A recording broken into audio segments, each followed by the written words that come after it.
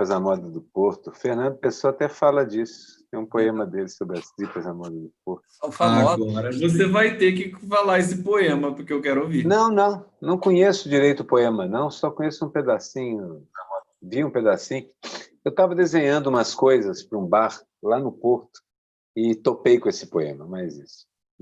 Vamos aproveitar. Qual que é o seu poeta preferido, Aroeira? Vamos falar um pouquinho de literatura para começar o nosso programa aqui. Opa, né? Pelo Então amor vamos de lá. Deus.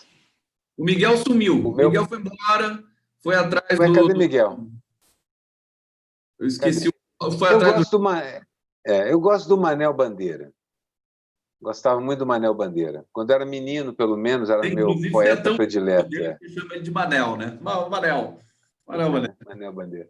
Não é porque assim, eu caí no colo de dois, os meus avós, o pai do meu pai e o pai da minha mãe. Os dois adoravam ler, então ia para casa de um, pilhas de livros. Ia para casa de outro, pilhas de livros. É tão gostoso, né? Lia tudo. É bom, sempre é bom. Quando você era pequeno? Você era pequeno? Sim, pequeno, quando era guri. O Menino. Miguel vai entrar de novo aqui. Agora, pessoal que está entrando aqui, vamos aproveitar e pedir para eles dizerem também os poetas preferidos. Digam aí vocês os poetas que vocês gostam. Eu sou alucinado pelo Caro Drummond, não tem jeito. O poema que sempre me vem à mente quando alguém fala a palavra poesia, é quase um reflexo condicionado, é um pedacinho de um do João Cabral, de Melo Neto, que é assim: e, no entanto, o ovo, apesar de pura forma concluída, não se situa no fim, e sim no ponto de partida. Acho isso tão bonito. Lindo, lindo, lindo. Eu adoro ovos. Vamos ver o Miguel.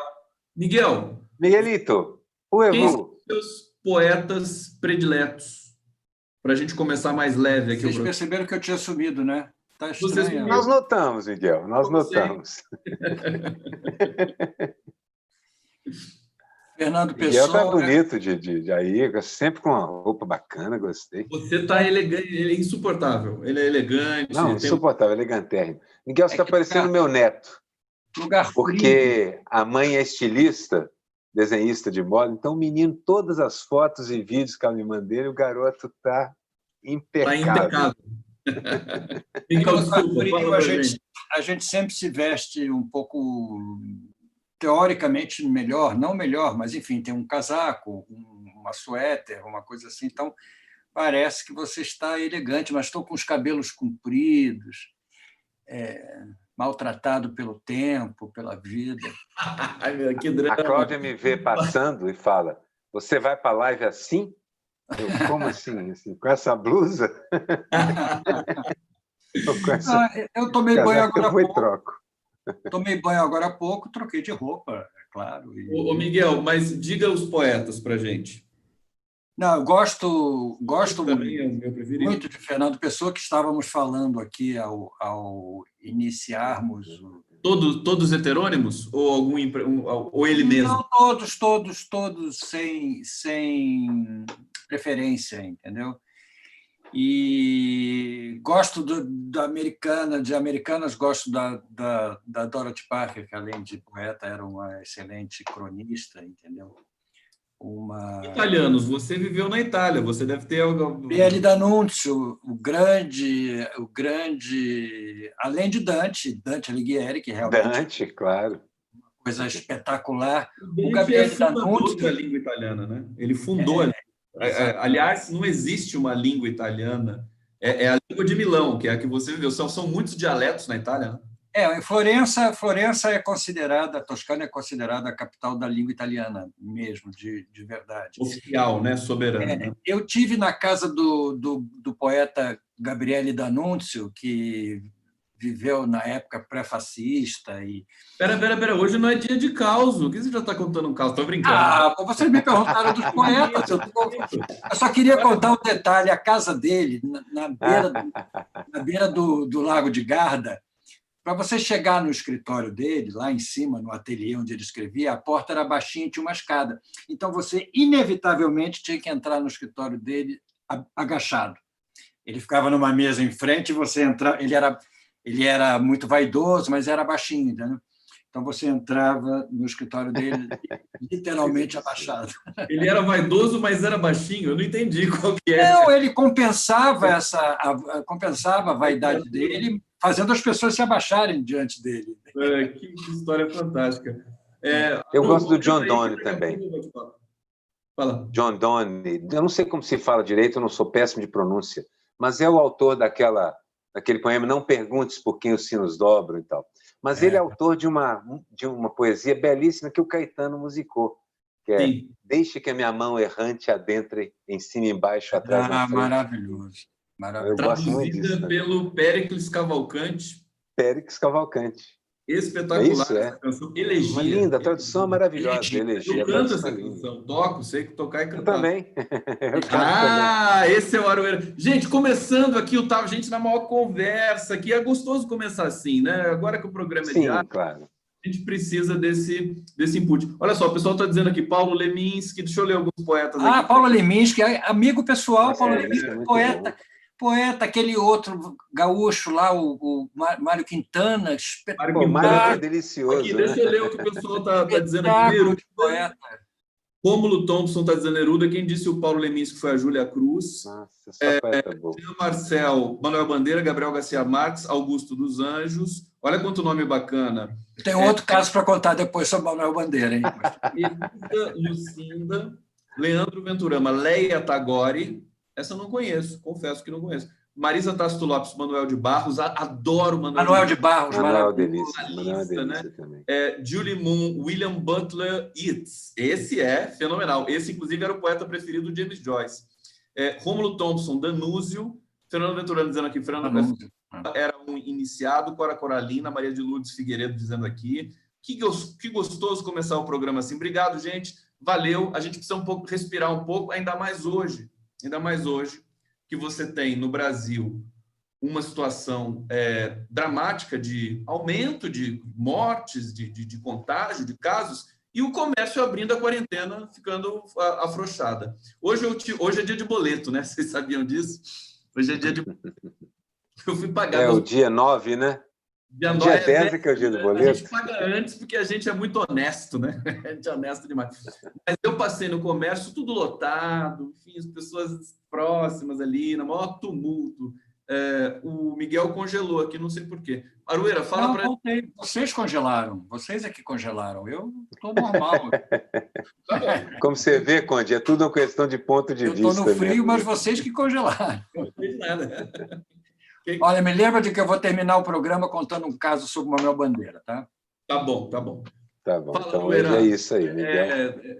É triste, é assustador, né?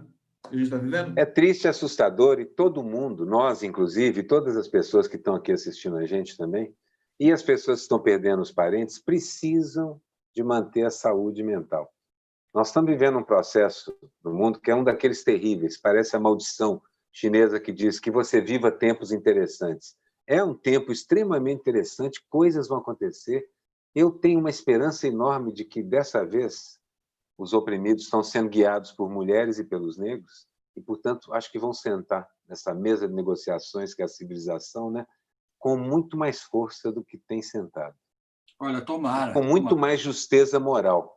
Nós temos, assim, acho que de uma maneira impressionante, as reivindicações desses dois gigantescos grupos de humanos, né, que estão sendo jogados para lá e para cá, escanteio para muito tempo. Agora estão mais na mesa e talvez com chance de até guiar essa mudança, porque está na cara, o capitalismo fracassou, especialmente a sua versão neoliberal.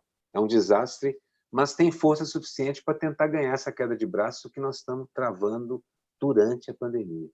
Todas as grandes eras desse tipo, com guerra, pandemia, escambau, é isso mesmo, é uma queda de braço. Eu acho que a gente tem melhores condições agora do que em muito tempo. Continua sendo um desafio gigantesco. Né? Você vê como nós estamos sensibilizados. Ontem eu estava vendo a entrevista do diretor da OMS, né, da Organização Mundial de Saúde, que ele sempre faz, eu estava assistindo, e a moça que trabalha com ele, que é responsável lá pelas pandemias, não sei, disse uma coisa, e ela de fato disse, foi entendido, e aquilo me soou como uma coisa muito esperançosa, que o negócio que as pessoas assintomáticas não transmitem como... Negaram hoje. Exatamente, com a mesma força que as pessoas sintomáticas. Eu achei aquilo uma grande esperança para a gente reencontrar, pelo menos, os entes queridos, os filhos, a família, porque se eles estão assintomáticos, o perigo continuava no contágio, nas aglomerações, no transporte público, enfim, no deslocamento, né? Mas hoje desmentiram, ou redimensionaram, né? Talvez até por isso, talvez até porque isso pudesse cair. O Bolsonaro se aproveitou disso para dizer: olha, até a Organização Mundial de Saúde está dizendo isso, então vamos trabalhar. Eu até entendo, mas você vê como a gente fica no meio dessa confusão de informações e a gente desconhece, de fato, o que fazer. O Twitter, nesse momento, está, assim, como sempre, todo agitado, mas o Átila Yamarino, que é aquele biólogo que se tornou... Ele está falando sobre isso. Ele está falando sobre a divulgação da OMS de que pessoas assintomáticas podem transmitir. Agora, eu achei isso sempre foi óbvio para mim. Se o vírus pode ficar em superfícies de plástico por 24 horas, 48 horas, superfícies de cobre, como é que as pessoas não vão transmitir? É óbvio que transmite. Enfim, tem todo, acho que, ritual da institucionalidade da OMS, e agora me parece que, enfim, a imprensa está falando disso, o Átila está falando, inclusive tem uma diferença entre pessoas assintomáticas e pré-sintomáticas, que eu não sei precisar, se alguém souber pode explicar aqui para mim também, não posso colocar o Átila aqui, porque é conteúdo exclusivo, mas eu estou diante do Twitter, ele diz coisas importantes, interessantes, eu vou citar um tweet do Átila, vou passar para vocês, né? Ele diz o seguinte: por que as outras eram menores ou tinham precedente? Estamos na pior pandemia do século, tudo é novo. E adultos são assim, está todo mundo fingindo que sabe o que faz enquanto descobre o que fazer. Esse é o dilema, né? Está todo mundo aprendendo com o bonde andando, né? Exatamente, eu acho que os graus, sim. A sensação que passa é essa, entendeu? A sensação que passa é que ninguém sabe nada sobre coronavírus. Não, calma. Não, e é muita sutileza, são muitos detalhes, você fica meio sem saber o que fazer, é evidente. Gente, eu acabei de uma notícia. Não é assim. Mais de 400 variedades do coronavírus em morcegos da China. Sim, não é que não se saiba. Eu acho um exagero dizer isso. Da mesma forma como é um exagero dizer, não, dominamos o vírus. Não. Vírus são uma incógnita desde que começaram a ser estudados e continuam, porque eles ficam até na fronteira. Até hoje não se tem aquela absoluta convicção de dizer essa porcaria está viva. Ela parece que está, mas tem horas que parece que não também. De certa forma, sabe-se muito sobre os vírus. Sabe-se muito sobre os vírus. Mas se sabe, inclusive, da enorme dificuldade que é você medir exatamente, porque precisa é tudo tempo. O pior é que a gente sabe, os médicos, os cientistas que estão estudando, sabem que é tempo. Meu filho sempre fala, tudo que envolve a espécie humana, você precisa de anos para testar. Porque tem o que acontece cumulativamente, tem o que acontece depois de algum tempo, tem muitas coisas a serem pensadas. Então, não é que não se saiba nada. E a Organização Mundial de Saúde é uma estrutura política, por mais que seja uma das melhores estruturas políticas internacionais que você pode construir hoje, ou que tem construído, ela sofre pressão de tudo que é lado, pequenos mal-entendidos ocorrem de um jeito para outro, e uma frase mal colocada, daqui a pouco tem que vir gente corrigindo. Somos humanos, e a humanidade toda está confusa. Não precisa fazer aquela coisa que eu denuncio diante dos estudos da linguagem, que é a minha área. Quer dizer, mas deixa eu só a linguagem não é equação matemática. Deixa eu só terminar. Existe uma dimensão ilocutória. Eu disse, não sabe nada sobre o vírus, significa... Sim, é uma questão uma crítica. Quer dizer o seguinte, tem muita gente confusa e tem muita gente que sabe mais ou menos o que está acontecendo e sabe que é quase impossível manter a calma, fazer todo mundo manter a calma. O que acontece é que também há os mecanismos psicológicos que fazem com que as pessoas aceitem o risco e aí quebrem a estrutura de evitar o contágio. Saiam para a rua.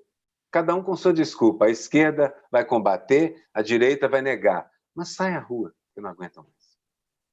Miguel. Não, eu estava preocupado porque a internet está instável aqui, vocês estão congelando. Falei que você tinha congelado.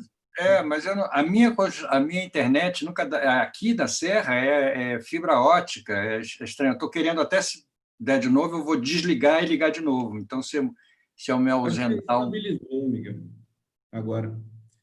Fale para a gente Não, sobre isso. eu acho que são tantos detalhes, tantas sutilezas, e, de fato, as pessoas estão aproveitando para tentar descobrir, e nós que somos leigos, então, mais ainda. Quer dizer, a sensação que me dá é uma sensação ao mesmo tempo que a gente tem esperança, claro, tanto é que ontem a mulher falar isso, eu fiquei esperançoso. Quer dizer, a gente tem uma esperança guardada aqui que a qualquer momento acontecerá alguma coisa, porque a gente está esperando isso mesmo, ou uma vacina, ou um remédio, ou alguma coisa, porque pela curva natural acho difícil que aconteça alguma coisa, principalmente aqui no Brasil, onde o governo trabalha contra. E é obrigado pela justiça a revelar os números verdadeiros. Quer dizer, então, nós estamos mal assessorados para isso. A gente se sente mais perdido ainda. Se o mundo eu não sei aonde me pegar para poder ter uma informação correta. Eu vou atrás da Organização Mundial de Saúde porque me parece que é o órgão mais competente para isso. Eu acho que vale para esse quesito da informação sobre a Covid o mesmo princípio que vale para qualquer codificação de noticiário, da própria literatura. Você tem que cotejar as informações, buscar credibilidade, você tem que cruzar as informações o máximo possível. E as pessoas não têm tanto tempo para fazer isso. São poucas as pessoas privilegiadas que se dispõem a ficar cotejando, analisando, vendo o que é publicado na Alemanha, vendo o que é publicado na China. Fala, Aruê. Essa era uma função. Eu vou desligar e voltar, porque está falhando muito. Eu vou. Tá bom, Miguel. Já volto. Essa era uma função da imprensa. Durante um tempo melhor da imprensa, uma das funções dela é a seguinte: manter a calma da população, explicando da melhor forma possível como as coisas são. Uma função idealizada, por causa dos enormes interesses que existem à medida que essa porcaria foi crescendo, ficando corporativa, a gente sabe disso tudo. Mas com os devidos descontos, essa era uma função da imprensa, e a perda de credibilidade da nossa imprensa aqui no Brasil atrapalha muito. Porque o New York Times ou outros jornais mais sérios, digamos assim, mais sólidos, dizem as coisas e as pessoas acreditam. Agora vamos... a situação da Covid. Agora você colocou uma questão muito importante, Aroeira, porque a culpa, digamos assim, da responsabilidade pelo que está acontecendo no Brasil também não é só do Bolsonaro. Tem o nosso jornalismo... Mesmo os culpados. Deixa a desejar... Mas de uma certa... Hoje eu escrevi um artigo falando disso, quer dizer, o mundo decepcionou, o mundo ocidental é uma decepção. O que a Europa subestimou o vírus, até a Suécia fez besteira, é uma coisa impressionante. Quer dizer, são os países asiáticos, Nova Zelândia e Cuba. Cuba está 9 dias sem óbito. Praticamente, daqui a pouco eles vão decretar vitória, mas ainda estão cuidadosos de não fazer. Um bate-papo aqui rapidamente, você quer falar Só queria falar que mesmo a Nova Zelândia, que é um país conectado à Europa pela sua colonização e tal, ela, na verdade, sofre uma enorme influência da concepção de mundo oriental. E tem usado isso da melhor forma possível. Pois é, eu fiquei pensando, o que é a Nova Zelândia, né? Por que a Nova Zelândia? Ela não é comunista e eles não são asiáticos. Como é que eles conseguiram esse sucesso? Aí você acabou de explicar. É isso? Pode ser, por que não? Eu acho assim, né? Você é muito próximo, você tem muitas ligações comerciais, é comum, é intenso a transferência de gente de um lado para o outro.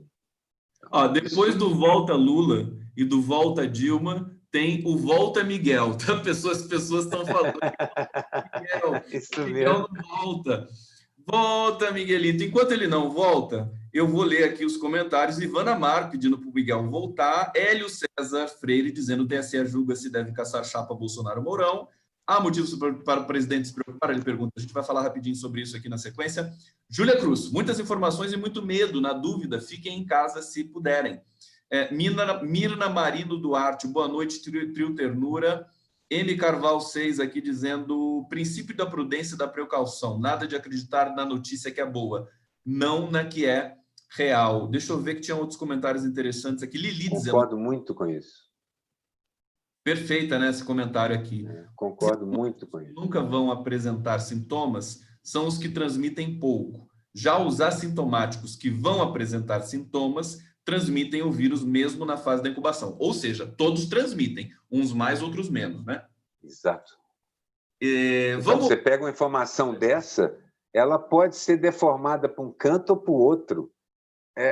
Eu entendo o problema, mas era uma função da imprensa e da academia esclarecer as coisas, e ela perdeu isso. Perdeu, a gente está... E aí você tem essa massificação da opinião, da informação na internet, nas redes, o que é muito bom. O Átila Yamarino, por exemplo, é alguém que surgiu das redes. E é muito importante, a opinião dele está sendo, inclusive também, você não precisa confiar cegamente, mas você tem uma qualidade muito grande ali, inclusive pela formação dele. Mas é muita informação. E aí, hoje eu li uma notícia, para jogar para vocês aqui.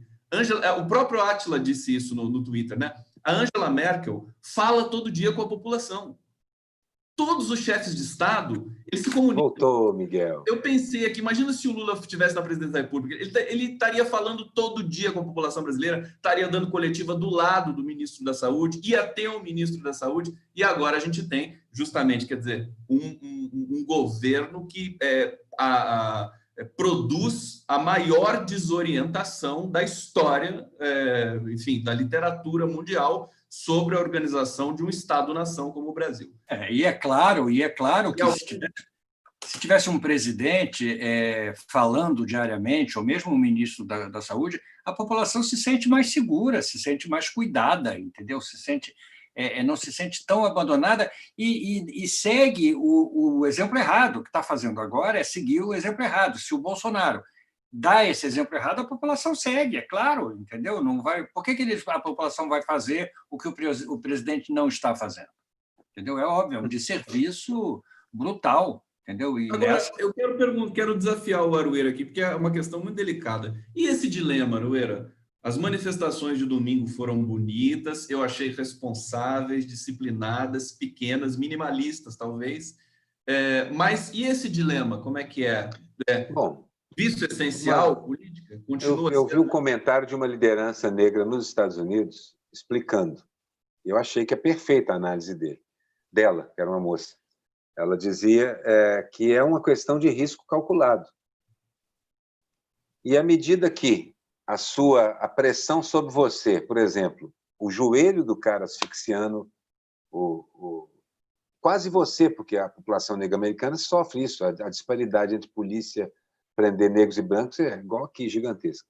Então, isso assim, à medida que isso aumenta, essa tensão aumenta, o seu cálculo muda. O risco era sair de casa. O risco agora é não sair de casa e a coisa não mudar. Então, eu entendo esse cálculo na cabeça. As pessoas mais lúcidas estão com essa dúvida, mas esse cálculo está sendo feito também na cabeça delas. Nós todos fazemos. Chega um ponto em que a situação é equilibrada. Assim, eu vou para a rua porque ficar aqui também é morte. Lógico. E na rua eu tenho uma chance de sobreviver se eu arrancar esse governo daí. E eu acho que, de uma certa forma, eles estão indo com um certo cuidado, entendeu? Apesar da aglomeração inevitável, há uma preocupação. Você vê que não tem ninguém sem máscara. Você vê que há um risco calculado, como você mesmo disse. Sejamos realistas. O vírus não vai pagar nenhum prêmio por tentativas. Então, assim, se você não acertar nessa prevenção, nesse cuidado, você pode pegar. E aí são todas as estatísticas que a gente está vendo. Mas também não consigo me imaginar, meninos, avisando para as pessoas, fiquem em casa e não vão derrubar esse governo. Eu posso até querer dizer isso, minha boca não vai conseguir pronunciar. Não vai. Muito bom. Gente, eu quero colocar aqui uma imagem... Conde pode ir para a rua, porque o Conde é jovem, nós somos. Olha só, não posso, mas eu vou. Olha só. Acabei de desenhar. Nas redes sociais hoje, né? O número 2 da saúde, que se chama Elcio Franco, ele usa uma caveira na sua lapela. Vocês viram isso? É coronel ele, não é? É coronel. Isso aqui está destacado, é na Folha de São Paulo, não é nem em site progressista. E as pessoas ficaram assim, né? Como é que alguém da saúde usa uma caveira na lapela? Que confiança Acabei de você tem desenhar nessa isso. saúde? Que saúde é essa que Faca na caveira, vai dá matar uma faca na caveira? Eu morro de medo. Isso aí Conde, é o símbolo do BOPE. quer Entendeu? publicar em primeira mão aí? a sua charge é sobre isso, querido? Acabei de desenhar essa cena exatamente. Você mandou para mim? Mostra. Não, estou mandando para você agora. Manda para mim que eu ponho aqui no programa. Aqui. Vamos lá. Primeira mão, Aroeira chegando aqui. Atenção. É tão bom isso, né? É dinâmico, né? É bacana, tá gostoso o programa. Olha só, enquanto isso o pessoal vai comentando. Marisa Tácito Lopes. Miguel, ninguém sem máscara. Vem para São José do Rio Preto, São Paulo. Muitas pessoas com máscara no queixo, na mão. Máscara na mão? Estou com saudades do Boate Azul, Léo Gonçalves. Nem sei o que é o Boate Azul. Também não. Não sei se é. Manuel Carlos Justo dizendo, boa, Aroeira, é o risco calculado. A Aroeira não mandou ainda para mim. Está mandando, está indo. Olha, a internet está ruim, viu? Aqui também. Acho que é um Também, complô. você já está picotando. Vamos Pode esperar ser. chegar. Então, Pode ser. eu trago Excesso de tráfego. aqui, e aí a gente... acho que agora chegou, Já peraí. foi. Excesso de tráfego, na minha opinião. Aí. Chegou aqui. Esse é o Aroeira. Olha só exatamente a mensagem, a imagem que eu tinha trazido aqui. Você tem aspirina? Hã? Você tem uma aspirina, faca na caveira? Perguntando se tem uma Fantástico, né? aspirina. E aí eu vou abrir assim 20 segundos para dizer o Ainda trabalho. falta um acabamentozinho nela, mas a charge é essa aí. É essa, né? Maravilhosa. O trabalho de vocês, né? Que assim enquadram o que está acontecendo, selecionam, né? É tão essencial para a gente raciocinar no país, né? Acho que a charge e todo o trabalho visual dos artistas e comentaristas visuais, né? Como são vocês, é absolutamente essencial para a gente entender o país. Vou querer que vocês comentem isso rapidamente, depois Eu vou te mandar aí uma que eu botei nas redes ontem. Manda, Miguel. Que não foi para o site. Tá no seu Face? Não, eu vou te mandar agora. Tá bom. Aroeira, fala aí para gente essa... Na verdade, Conde, assim, a arte tem esse papel. É só que quando o pessoal pergunta, é preciso uma ditadura? É preciso... Travou de novo o Aroeira. Que coisa hoje, a internet tá estranho. Chegou aí, Conde? Chegou a Deixa eu ver se chegou aqui. Espera aí. Tururu. Mandei no grupo aí. Charge de democracia. Eu vou ter que Os olhares, os ouvidos. Fechada. Deixa eu ver se eu consigo abrir aqui. Não, essa eu vi no seu Face. No meu Face. Eu botei só nas redes, porque... Espera aí, gente. Deixa eu colocar a do Miguel e aí a gente volta para o Aroeira, que ele estava concluindo. Aroeira, cortou você, viu? Espera só um pouquinho. Olha isso aqui. Racismo e fascismo, desigualdade social, democracia. Tá aqui atrás. Você quer falar sobre ela, Miguel? Não, eu fiquei muito impressionado com o negócio da mão negra, né? Daquela coisa do pessoal protestando. Aí eu desenhei a mão negra, aí depois eu fui botando todas as coisas que essa mão negra e a democracia podem colocar, pelo menos, em segundo plano. Agora que eu vi as cores do LGBT no pulso, né? LGBT. Forte também, né? Eu preciso muito, acho que todos nós, né? O input visual da significação. Aroeira, cortou o que você estava falando, querido. Não, eu estava dizendo isso. Então, você ver uma charge, assistir um documentário sobre arte, sobre desenho em caverna, entender, ler um romance, um conto, uma novela, assistir um bom filme. Nessa pandemia, todo mundo está fazendo o que pode, tocando um instrumento, lendo alguma coisa, em tudo que é camada e categoria social. Isso está acontecendo. Então, a arte tem esse papel também. Ele apazigua a gente um pouco, ele mantém a gente inteiro. A arte, todas essas formas de expressão. A gente é um animal que comunica, né? Você sabe disso, né? No governo lá. Meninos, olha só, último bloco. Eu quero pedir aqui a todos que estão assistindo o Távola Fim de Tarde para se inscreverem no canal do Conde, se vocês ainda não se inscreveram. praticamente todo mundo aqui é muito, muito íntimo, nós somos íntimos aqui, deve estar todo mundo inscrito, mas se não tiver, eu peço para se inscrever aqui no canal do Conde. E aí eu quero lembrar, eu não vou deixar o Miguel esquecer do caos sobre o Manuel Bandeira. Exato. Agora, antes de passar para esse caos, eu queria pedir dicas de filmes, porque as pessoas pedem muito, enquanto você estava falando, aí a gente falou de poeta, vamos começar a oferecer um pouco isso para o nosso público, né? Um filme, Aroeira, 2, 1, 2, 3, quantos tiverem na sua cabeça aí? Um filme, mas eu, hoje em dia, quase só assisto desenho animado, porque... Um desenho animado, ótimo. Não, Então, assim, a Viagem de Chihiro, que é um desenho animado muito interessante de um desenhista japonês, um estúdio fenomenal, que é muito com outras referências culturais, um outro tempo, uma outra maneira de ver essa arte interessantíssima que é a animação. Lindíssimo esse desenho, esse filme. Eu tô vendo no canal Prime Video, que é um aplicativo, é um canal desses de streaming, a reedição moderna da série Além da Imaginação, que é muito interessante, Twilight Zone. E essa atualização ela está muito moderna, assim, tá com temas, e eu vi uma das histórias fortíssimas sobre uma família de negros, agora que a gente está vivendo esse momento em que está tão evidente o racismo, e é uma história muito forte sobre um negro, um rapaz que vai para a universidade e a mãe o leva até a universidade. E acontecem aquelas coisas fantásticas que, além da imaginação, sempre nos proporcionou, entendeu?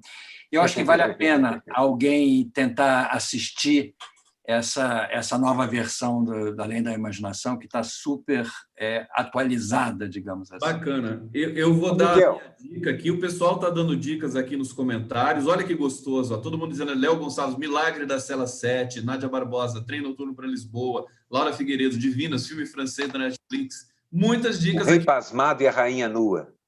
Como? O Rei Pasmado e a Rainha Nua. Uma produção Olha, eu vou tomar da nota, Espanha e de Portugal. Eu vou tomar nota e amanhã eu dou essas dicas. Amanhã eu dou essas dicas. Vamos dar todo dia. Vamos dar todo dia. A gente não lembrava o nome dos poetas, eu não lembro o nome dos filmes. Mesmo, Miguel. Agora, Miguel, contagem regressiva para o Miguel contar o caso. Não, é um caso também que aconteceu comigo. Eu, quando tinha 11 anos, eu entrei num concurso de poesia dos Diários Associados e tirei 6º lugar. Sérgio Flaxman, um grande amigo, e tudo, tirou 2º.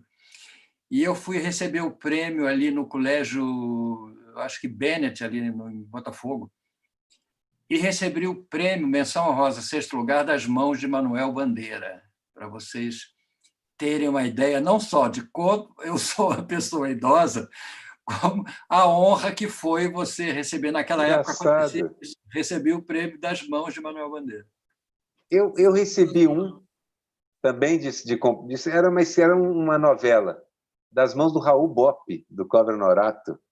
Então, olha só, nós temos um histórico de receber mas assim mesmo. Por que, Aroeira? Por desenho ou por uma composição? Uma composição. Era um concurso também da prefeitura, dos Diários Associados também, lá em Belo Horizonte. Diários Associados fazia esse tipo de fazia isso. Eu também ganhei prêmio de poesia, mas não vou nem falar para você. Não se compara com o que vocês angariaram. Gente, a gente chegou no final aqui do Távola, fim de tarde, super agradável. Obrigado, Miguel Paiva. Quer acrescentar? Quer deixar Não, amanhã eu vou dar dicas mais precisas de filmes. Filmes mesmo, não séries, filmes.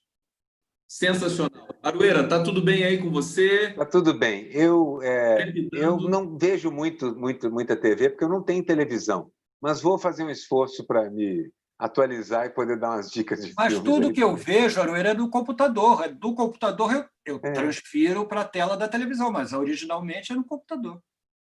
Muito bom. O pessoal celebrando aqui, Marilena Queiroz dizendo, do Manuel Bandeira, uau, sensacional, história linda aqui. Do Miguel Paiva, que tem muitas histórias, vai dar para ver. Cada dia eu lembro uma.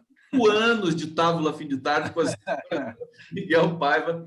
Beijo, queridos, e até a próxima. Valeu, gente. Beijo.